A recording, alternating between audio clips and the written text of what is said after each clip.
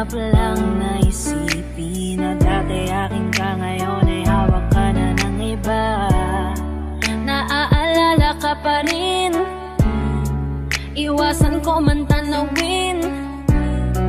Ano bang dapat na gawin? Hindi mabaling ang tingin, damdamin ay ganon pa